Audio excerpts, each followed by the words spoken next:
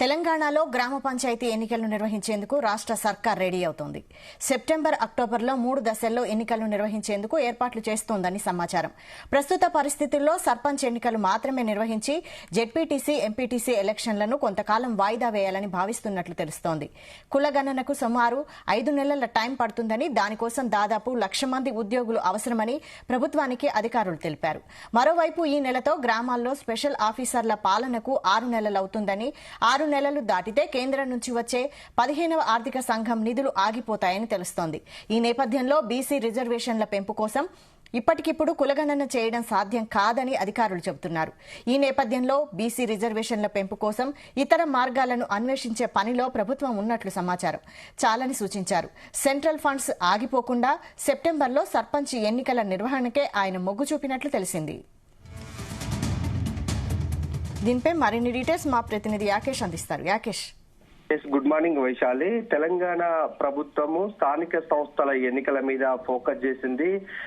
గ్రామ పంచాయతీ ఎన్నికలను నిర్వహించేందుకు కసరత్తు ప్రారంభించిందని చెప్పుకోవచ్చు. నిన్న సీఎం రేవంత్ రెడ్డి కూడా ఇందుకు సంబంధించి మంత్రులు, అటు అధికారులు, బీసీ కమిషన్ తో కూడా రివ్యూ మీటింగ్ నిర్వహించారు. ఈ రివ్యూ మీటింగ్ లో ప్రధానంగా స్థానిక సంస్థల ఎన్నికల నిర్వహణ ఎట్లా ఉండాలి, బీసీ రిజర్వేషన్లని చేసి ఎలా ఎన్నికలకు ముందుకెళ్లాలన్న అంశానికి సంబంధించి చర్చించారు.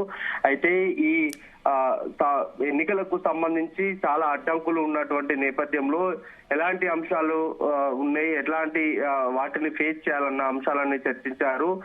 ప్రధానంగా మనం చూసుకుంటే గ్రామ పంచాయతీకి పాలక వర్గాలు ముగిసి దాదాపుగా 6 నెలల కాలం అవుతుంది.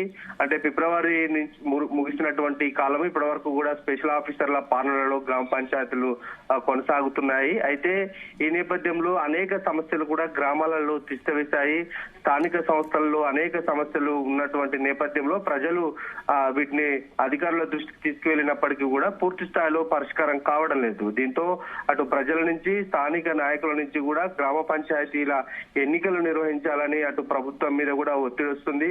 ఈ నేపథ్యంలో కాంగ్రెస్ ప్రభుత్వం ఏర్పడి దాదాపు 8 నెలల సమయం అవుతున్నటువంటి నేపథ్యంలో పూర్తి స్థాయిలో తెలంగాణలో పట్టు సాధించేందుకు అడుగులు వేస్తుంది. ఈ నేపథ్యంలోనే గ్రామ పంచాయతీ ఎన్నికలను కూడా నిర్వహించుకొని కాంగ్రెస్ సత్తా చాటాలని మరోమారు సిద్ధమవుతుంది. అయితే ఇప్పుడు ఎన్నికలకు నిర్వహించడానికి అనేక కారణాలు కూడా ఉన్నాయి.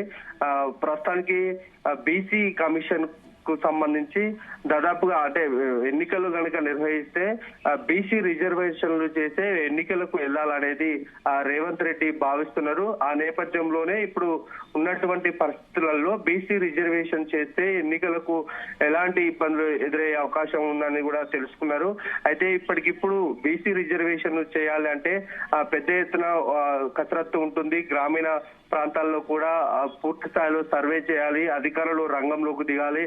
దాదాపుగా తెలంగాణ రాష్ట్ర వ్యాప్తంగా కూడా ఈ బీసీ కులగణన చేయాలంటే మాత్రం దాదాపు 4 నుంచి 5 నెలల సమయం పట్టే అవకాశం ఉంది.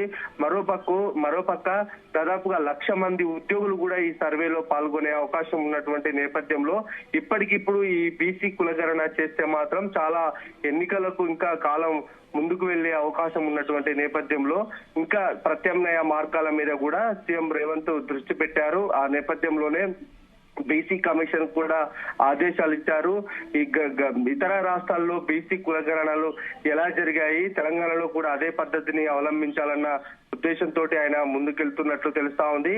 ఈ క్రమంలోనే బీసీ రిజర్వేషన్ కు సంబంధించి పూర్తి స్థాయిలో ఒక కొలిక్కి వచ్చినాకనే ఈ ఎన్నికలకు వెళ్లాలన్న ఉద్దేశం ఉన్నప్పటికీ కూడా ప్రస్తుతం కాల వ్యవధి 6 నెలల కాల వ్యవధి దాటినటువంటి నేపథ్యంలో స్పెషల్ ఆఫీసర్ల పాలనలో గ్రామ పంచాయతీలు ఉంటే మాత్రం కేంద్రం నుంచి వచ్చేటువంటి స్పెషల్ ఫండ్స్, కేంద్రం నుంచి వచ్చేటువంటి అభివృద్ధి అంటే నిధులు పెద్ద ఎత్తున కూడా ఎక్కువగా గ్రామ పంచాయతీలకు కేంద్రం నుంచే వస్తాయి. ఆ నిధులన్నీ కూడా ఆగిపోయే అవకాశం ఉన్నటువంటి నేపథ్యంలో బీసీ కులగణనను కొంత పక్కకు పెట్టైనా కూడా ప్రత్యామ్నాయ మార్గాల ద్వారా ఎన్నికలకు వెళ్లి ఎన్నికలు నిర్వహించాలనేది భావిస్తుంది ప్రభుత్వం.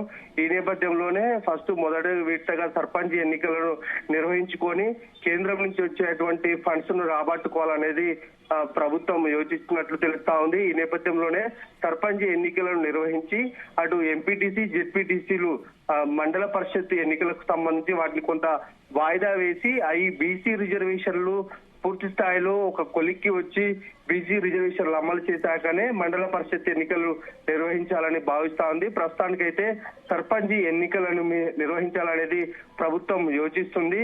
దీనికి సంబంధించి ఇప్పటికే అటు మంత్రులకు గాని బీసీ కమిషన్ కూడా సీఎం ఆదేశాలు ఇచ్చారు. అయితే ఈ ఎన్నికల జాబితాకు సంబంధించి ఇది సెంట్రల్ ఈసీ నుంచి రావాల్సి ఉంటుంది.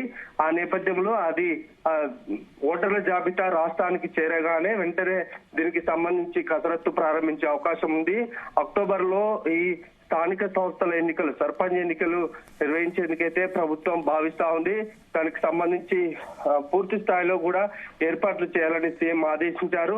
అయితే మనం ప్రధానంగా చూసుకుంటే దాదాపుగా అంటే 6 నెలల కాల వ్యవధిలో కూడా తెలంగాణ ప్రాంతంలో ఈ స్థానిక సంస్థల ఎన్నికలు లేకపోవడం, గ్రామీణ ప్రాంతాల్లో అటు నాయకులకు ప్రజలకు సంబంధాలు పూర్తి స్థాయిలో తెగిపోయాయి.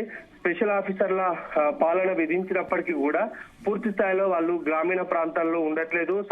ప్రజలు అనేక సమస్యలు అటు ప్రభుత్వ సంక్షేమ పథకాలతో పాటు అభివృద్ధికి సంబంధించిన అంశాలు మొత్తం కూడా ఎక్కడికక్కడ స్తంభించిపోయాయి. దీంతో ప్రజలు ఇబ్బందులు పడుతున్నారు.